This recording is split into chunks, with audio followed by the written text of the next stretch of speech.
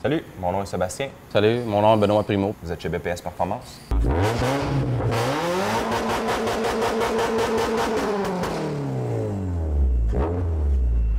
Esthétique, alarme, démarreur, c'est plutôt la gamme de produits qu'on fait, aussi de l'audio, beaucoup de custom.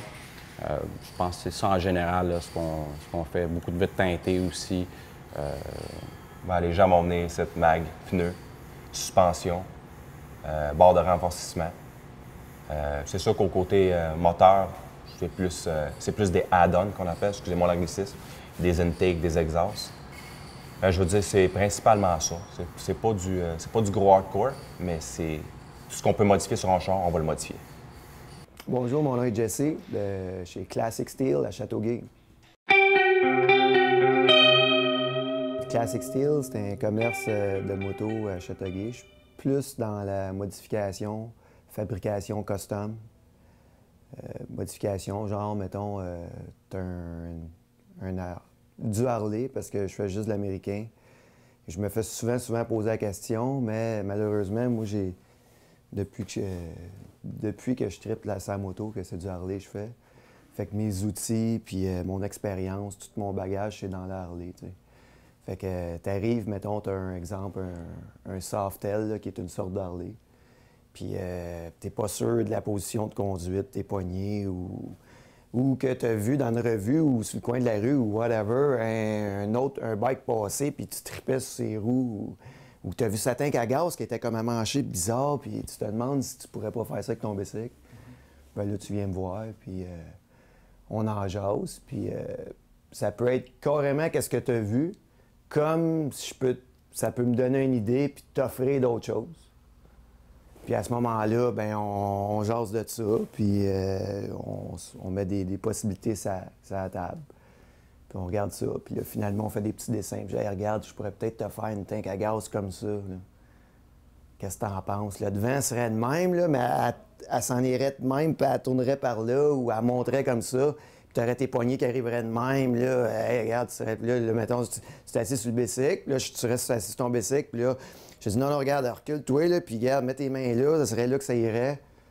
Puis tu serais installé de même, ou carrément un autre que lui, il tripe plus à être installé d'une autre manière. Mais là, je vois avec la personne. Fait que je fais beaucoup de modifications. C'est quoi vos inspirations quand vous créez? C'est quoi vous faites? Je te dirais qu'il n'y a pas vraiment d'inspiration. Plus la passion. La passion. Vraiment, c'est de se lever le matin puis d'aimer ce qu'on fait. Je pense que c'est le plus important de tout ça, là. Quand tu te couches le soir, puis t'aimes pas ce que tu fais, bien souvent, ça te tente pas de te lever le matin puis aller travailler. C'est pas vraiment notre cas. Les gens vont se reconnaître. C'est plate, mais tu sais, dans la vie, tu as des choix. Puis je pense qu'on a été au bon moment, à bonne place. Puis on a juste poussé. C'est juste comme ça, man. On y a été avec notre cœur, puis aujourd'hui, on est satisfait. Là. On a mis beaucoup d'heures. Beaucoup d'heures, ça se fait pas en claquant des doigts, mais oui, on a mis beaucoup d'heures, puis c'est là que ça a pas mal démarré. Là. Ça a bien été. Là. On était chanceux. Ouais. J'aime les lignes épurées. J'adore, là, il faut que ça soit parfait, précis. La mécanique, les pièces bien machinées. Tu sais, pas, il reste... faut que je me rende là, puis on part de là. On tord pas ça jusqu'à temps que ça arrive là. Puis je mets pas non plus un morceau ici pour que ça arrive là, puis que ça accote. Non, on modifie le morceau pour qu'il devienne... qui prenne sa place, qui forme ça carré pour que ça s'assise avec des goujons dans l'alignement, puis paf, c'est pressé, c'est fait pour, c'est monté comme ça, fait de même. T'as pas de problème, puis autant esthétique que mécanique. Ça, j'aime ça. Fait que ça, c'est sûr, veux pas. Quand t'aimes, puis tu tripes de quoi qui est précis, puis que ça soit bien fait, ben en bout de ligne, ça devient beau. En tout cas, moi, je trouve. Puis j'aime les lignes aussi, les lignes, le filage. J'aime ça que ça soit. Malgré, regarde, c'est là, le filage. Je pense que je suis un petit peu pionnier là-dedans. Là. Tu sais, les fils, les hoses, les câbles. J'ai eu l'habitude au travers des années des camouflés. Ou bien des incorporés, mettons, je fais un frame, mais je les incorporais au frame avec, mettons, un fitting à l'huile qui sort d'un côté du frame, avec un autre fitting à l'huile qui sort de l'autre bout du frame, mais le conduit est à l'intérieur du frame. C'est ça, j'étais un petit peu pionnier là-dedans. Okay. À cette heure, j'aime bien les conduites. Mais ça change, tu sais. Je suis un peu les tendances aussi, moi, avec. Là. À cette heure, il y en a bien qui aiment ça les voir. Mais dans le fond, c'est logique aussi. Mais les voir, mais que ça soit bien fait. Tu sais, tu prends ta ligne, puis avec des points d'appui, des points d'ancrage, ta ligne à part de là, t'as voué ta ligne, mais elle est belle, elle est propre, ça suit le poteau, ça s'en vient avec une courbe, avec le bon degré, avec le fitting qui rentre du bon degré. Ça, je suis plus rendu dans ça, là, que décider de percer un trou puis le cacher en arrière. Là, je suis plus là-dedans. J'aime mieux tout voir, mais que ça soit parfait. Pour vous, c'est quoi la culture des voitures modifiées, le sentiment d'appartenance? Pourquoi on modifie un char? Encore là, par passion. Je veux dire, c'est vraiment ça qui fait que tu investis ton argent sur ta voiture. C'est vraiment par passion. C'est sûr, quand on investit autant d'argent sur un véhicule, c'est de l'argent perdu. Parce que c'est pas de l'argent qu'on peut revendre une voiture, mettons qu'on a payé 6 000 puis qu'on a mis 6 000 de modification. Théoriquement, tu n'auras pas 12 000 de ta voiture. L'argent que tu investis sur ta voiture, bien souvent, tu la perds. C'est vraiment par passion. C'est vraiment... Il y a beaucoup de gens qui vont prendre leur argent et vont investir dans des collections de DVD, des livres. Ça peut être n'importe quoi, collection de timbres. Je veux dire, bien souvent, les gens, ça les intéressera pas. Ils vont les mettre sur leur voiture. C'est cool, c'est le fun. Pour toi, c'est quoi la culture chopper? Est-ce que c'est un sentiment d'appartenance? Des fois, là, je prends les vieilles revues. J'en ai encore là, des. C'est même, il y a des nouvelles revues qui sont un peu. Je m'ennuie un peu de ça. Je m'ennuie. Faut pas non plus vivre dans le passé. Mais, tu sais, partir, petit backsack, rouler ses poignets, là. Puis s'en aller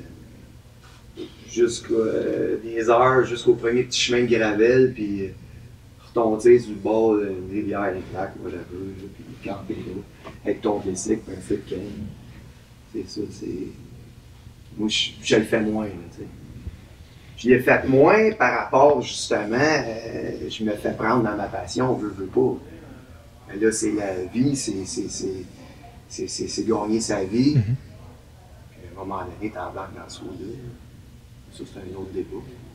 Mais c'est sûr que partir là, en bike, là, comme on allait dans le temps à la Conia, on pouvait partir, on partait une gang, puis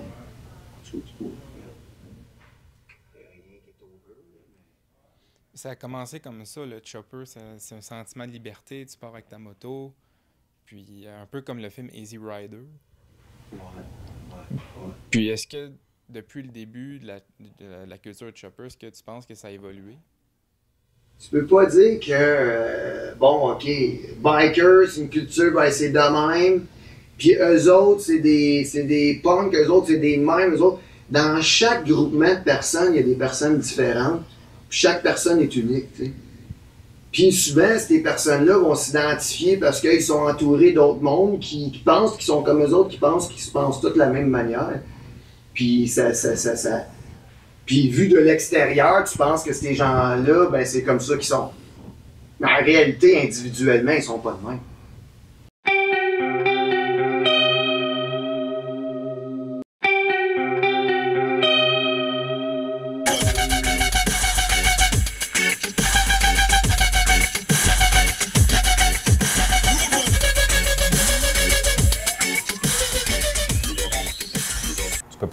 Tu peux pas trouver des shops comme ici, à tous les coins de rue. Tu vas trouver un BPS Performance ici, tu vas trouver un autre shop ailleurs. Tu en as quelques-unes sur la Rive-Sud, quelques-unes sur la Rive-Nord, quelques-unes à Montréal. Tu sais, je veux dire, faut que tu magasines tes pièces, puis tu peux pas trouver ça n'importe où. Ce qu'on fait, nous, ce qu'on vend à nous, c'est vraiment particulier, c'est pas mainstream pendant tout. C'est vraiment underground. Je te dirais que chaque shop dans le même domaine que nous, ils ont vraiment leur particularité. C'est vraiment cas par cas. Ça veut dire que chaque shop a leur propre spécialité. Fait que je pense que tu ne trouveras pas. Ce que nous, on fait en général, oui, l'autre shop va le faire, mais il y a certaines spécialités qu'on va faire ici qu'eux ne feront pas ailleurs. Fait il y a beaucoup de clients qui viennent ici en particulier à cause de ces choses-là. Donc, selon vous, vous faites de l'underground. Oui, oui, effectivement. Est-ce que tu penses que le monde du chopper, c'est de l'underground? Est-ce que tu penses que tu fais de l'underground? Moi, je suis tellement impliqué là-dedans à longueur de journée, de semaine, d'année, que c'est pas de l'underground parce que quand je vais dans un événement, quand c'est du monde que je côtoie, que j'ai déjà vu, comme un genre de cercle d'amis, des connaissances, je trouve pas c'est underground, mais c'est sûr, des fois, peut-être, si je suis complètement dans un autre secteur, je ne dirais pas juste les métiers. Mettons, je sais pas, mettons que je m'en vais, je sais pas. C'est des fois, tu sais, une affaire qui n'a pas rapport avec les bicycles, un événement quelconque, whatever. Puis là, ça n'a pas rapport avec les bicycles. Mais là, vu de même, genre dans ce milieu-là, là, je me dis, le monde des bicycles, c'est vrai que ça part vraiment. Peut-être de ce sens-là, mais... Peut-être que oui. Je pense qu'en général, c'est mal perçu, là. Pas par les jeunes, mais peut-être par les personnes un peu plus âgées. C'est sûr que c'est pareil comme dans n'importe quelle chose. Je veux dire, tu as toujours du mauvais puis tu as toujours du bon.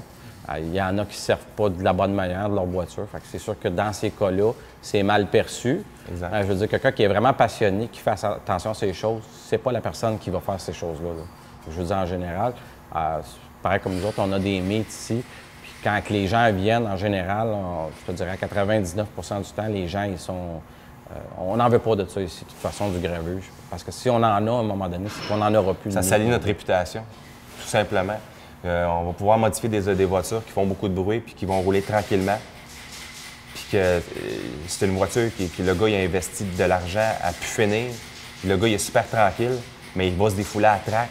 Où est-ce que tu aurais dû te défouler quand tu fais ces modifications-là? Puis t'en as d'autres qui vont mettre peu d'argent dessus juste pour faire du bruit. C'est plate, c'est eux autres qui salissent la réputation.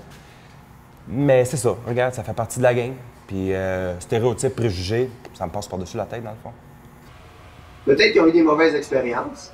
Il y a peut-être des gens qui ont des motos que, justement, ils n'ont pas fait en sorte que ces gens-là soient en leur faveur, tu sais. Moi, je sais bien, moi j'aime les motos qui font un peu de son, là, tu sais, si on fait une pareille ça. Mais je peux comprendre en tabarouette le citoyen, par exemple. Tu regardes ça, exact, c'est ça, regarde, c'est ça que ça a même à faire. Ça fait du vacarme, ben là, regarde, moi, ça me distrait. Mais ça peut distraire le voisin dans sa cour, même pas encore pire, coucher chez eux, puis à 3 h du matin, il y en a un qui arrive. Moi, je sais bien là-dessus, je reste dans un quartier résidentiel. 2 rues avant, je le mets sur une neutre, je l'éteins, puis là, je m'en vais, t'entends rien, c'est son pouvoir. Puis je fais pas par exprès, j'essaie. J'arrive au coin de rue, sur l'autoroute, ben, moins pire. Mais dans la ville, j'essaie de respecter un peu plus le monde. Quelqu'un qui ne connaît pas le custom, c'est quoi exactement? Et ça, c'est varié. Je veux dire, tu peux faire n'importe quoi avec une voiture. Je veux dire, ça prend du temps, mais tu peux aller de la plus petite chose à la plus grosse chose. Tu peux transformer une voiture de A à Z. Je veux dire, la carrosserie, les pneus, les roues, la suspension. Je veux dire, on peut faire de A à Z. On peut même prendre une voiture et la mettre convertible. Je veux dire, il n'y a pas de limite à ça. Où est-ce que la limite, c'est vraiment le temps de travailler, le temps de le faire. Des fois, il y a des véhicules, ça peut prendre 2 jours. Il y a des véhicules, ça peut prendre 3 ans à les fabriquer. C'est sûr que ça va avec le temps. Puis la fabrication, c'est vraiment ça qui est la grosse chose. Une moto personnalisée, un custom build, chopper, peu importe comment tu dis ça, ça peut pas être produit. T'sais. Tu peux pas. Je peux pas passer 1 an sur un bicycle à me casser la tête, à dormir la nuit, à me réveiller, dire ah, je vais faire ça demain matin, puis avoir une nouvelle idée qui vient de sortir, puis triper bien raide. J'arrive, là, je me suis levé 2 heures avant, j'ai arrivé ici 2 heures avant parce que juste j'ai mon idée dans la tête, puis je pouvais pas dormir de toute manière. Puis m'en venir le faire passionnément, puis triper là-dedans. Puis en bout de ligne, là, arriver avec un résultat, donner ça au client, puis le client il tripe bien raide. Là, j'ai fait un bicycle spécial. Puis prendre ce bicycle-là, le copier, puis dire j'en fais 200-300 par mois, puis je vends ça partout avec des grosses affiches publicitaires, ça marche pas. Là, tu viens juste de... C'est plus un bicycle personnalisé. Pensez-vous que le monde des voitures modifiées, ça va s'effacer un jour, ça va mourir? Je pense pas, ils sont rendus à Fast and Furious 6. Non, mais c'est vrai, regarde, je te dirais qu'on n'est peut-être pas dans le pic, mais je te dirais que non, jamais. Ça partira jamais. Ça a baissé beaucoup. Je te dirais encore pour revenir à Fast and Furious, quand le premier film a sorti, il y a eu un gros boom. Ça a été vraiment là, la grosse mode. Il y avait des shops comme nous autres, il y en avait tout partout. Ouais, il y en avait plein. Là, on appelait plus ça Puis après ça, ce qui est arrivé, je pense, c'était vraiment par rapport à l'économie. L'économie a fait que, eBay, toutes ces choses-là, je veux dire, ça a fait beaucoup planter les shops comme nous autres à cause des prix.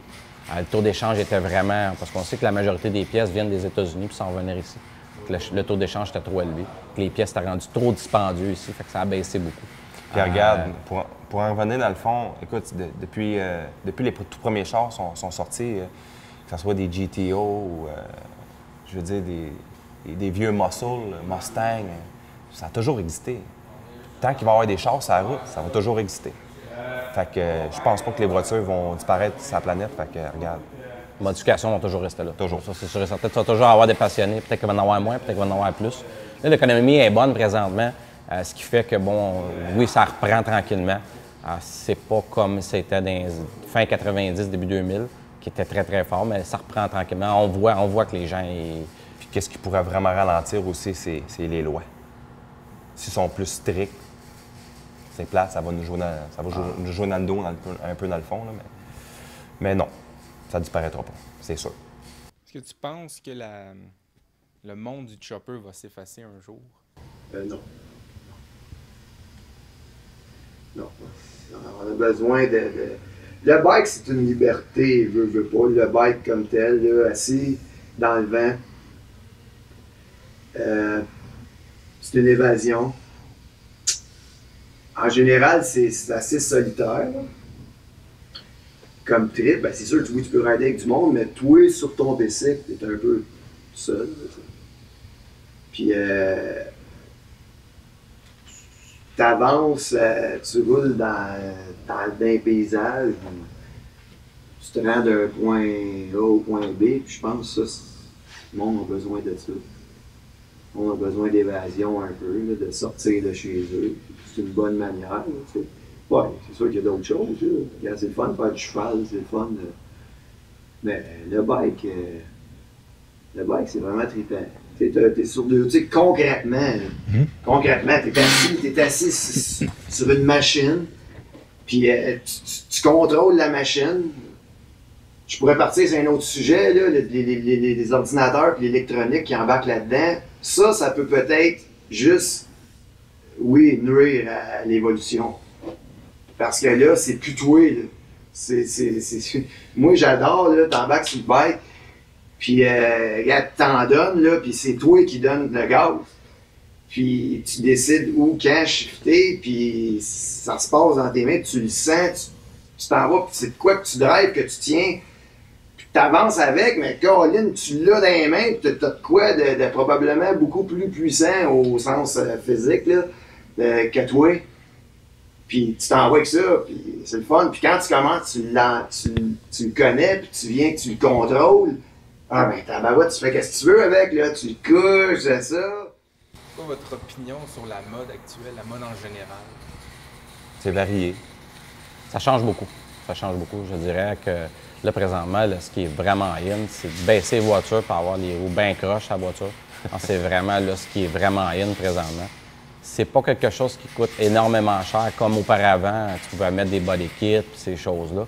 Ça coûtait du temps, de l'énergie, puis beaucoup d'argent. C'est les gens mettent 4 mags, une suspension, mes roues croches, baisser la voiture. Je pense que là, présentement, c'est ce qui est vraiment in. C'est pas mal ça pour l'instant. Il y a aussi de la nouvelle peinture matte qu'on appelle, qui est le Plastidip ou le Protect Dip. Le monde va dipper leur char, qu'on appelle.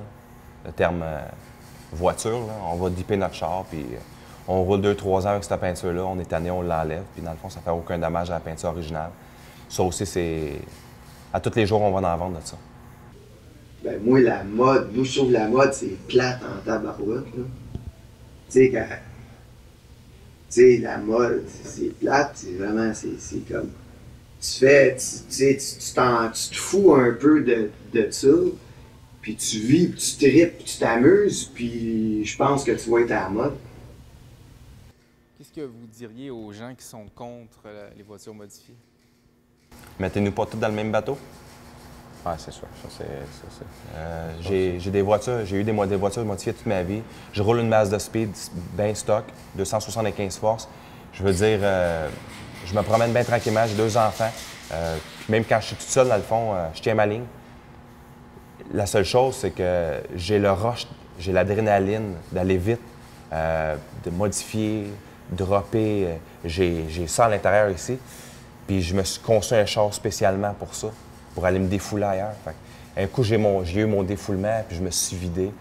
Écoute, je vais dans la rue avec mon char, je roule bien tranquillement. Puis regarde, c'est... Je pense que le problème dans tout ça, c'est pas mal plus l'âge. Je dirais que l'âge, c'est vraiment ce qui est le plus important.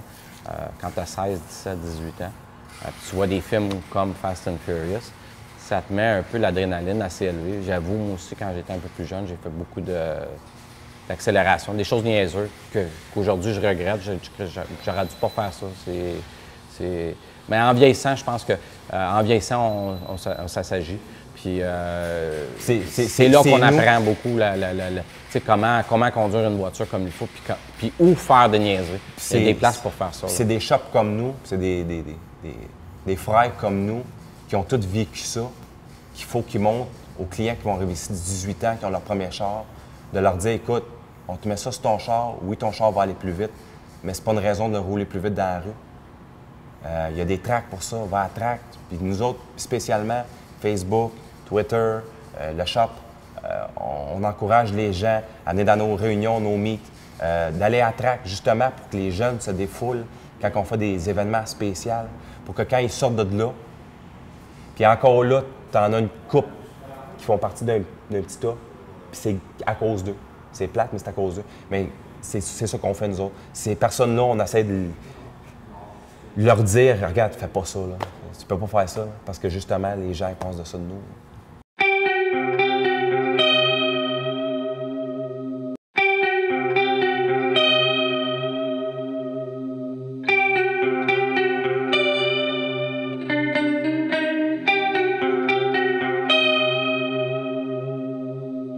Ça, c'était une voiture qu'on a eue tout l'hiver d'un client. Ce qu'on a fait dessus, c'est qu'on a changé la valise. On a mis une valise en carbone. On a dippé la voiture blanc-mat. C'est une voiture qui était noire. De blanc à noir, c'est un méchant contraste, mais c'est ce qu'on a fait à l'intérieur. Ça, c'est ma future shop. C'est comme ça l'édifice, mais là, je suis en train de tout mettre des nouvelles portes, nouvelles fenêtres. Tu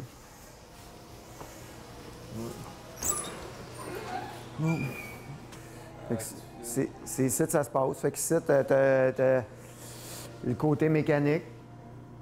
Fait que là, j'ai des bikes, justement, avec des petites affaires à faire dessus.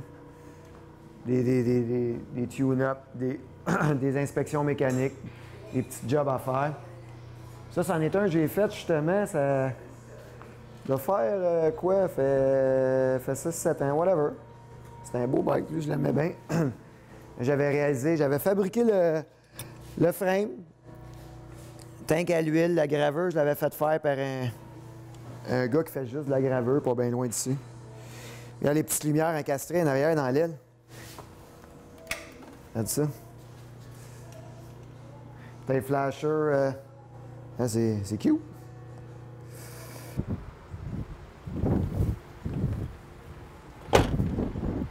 On a installé aussi un haut en carbone. C'est un haut en carbone qui est fonctionnel avec une trappe puis, qui prend l'air froid. Là.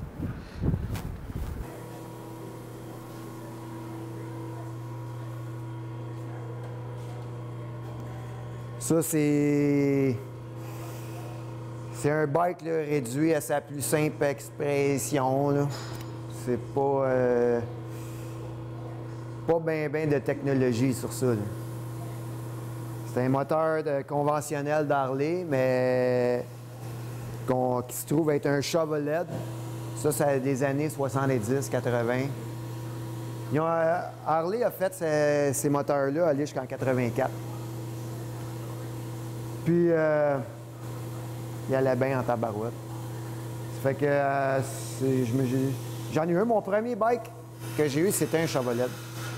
Fait que là, il m'a passé une idée là, de m'en bâtir un à partir d'un Chevrolet. Puis c'est une transmission juste 4 vitesses.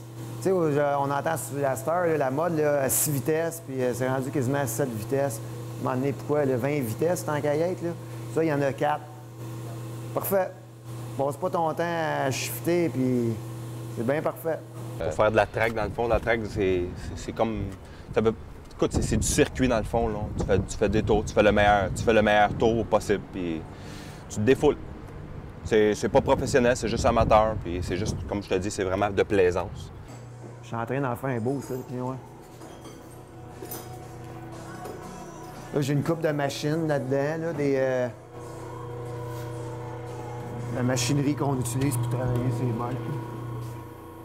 C'était un Harley, d'origine, c'était un Harley que j'ai coupé ici, j'ai coupé là, puis là, j'ai fabriqué une fixture sur le frame ici avec des points d'ancrage. J'ai fait la même affaire en bas dans le but de fabriquer cette pièce-là ici en aluminium. Puis, regarde la pièce, comment elle est travaillée, la courbe, c'est une création, là. Ce que je trouve bien beau. Puis là, ben, cette section-là que j'ai fabriquée, son réservoir à gaz ici, que je suis en train de fabriquer. Fait que ça, ben, ça s'en vient. Ça va arriver comme ça. Puis là, tu dois te demander c'est quoi le trou qu'il y a là. C'est une future tank à l'huile. Normalement, ben, les Harley, ils ont un réservoir d'huile à part. Mais normalement, c'est comme dans le coin ici, là. Mais là, lui, je l'ai fait à même la tank à gaz. Pour pouvoir ici de faire d'autres choses, en tout cas. Puis avec une structure. Ça. Ici, j'ai une structure, là. Et ça, c'est comme un genre d'ossature, là. Si tu regardes les roues, évidemment, c'est ce qu'on appelle le style stance, tire stretch. Fait qu'on va prendre un mag qui est plus large, qui ne fit pas vraiment sur le char qu'on fait fitter, avec du tire qui est trop petit pour le mag, ce qui fait que le tire va être bombé, puis que la mag, évidemment, va dépasser des ailes un peu. Encore là, les ailes ils ont Puis été en mettant roulées du- justement pour que le pneu rentre par en dedans. Et voilà, exact. C'est ça que c'est pas mal, c'est pas mal une des modes les plus populaires présentement. Mais, tu sais, puis regarde, comme là, j'ai fabriqué cette pièce-là, mais je voulais vraiment que ce soit cette ligne-là. Après ça, j'ai fabriqué ça en tôle ici, pour faire une fluidité, pour que ça fasse une continuité dans la pièce.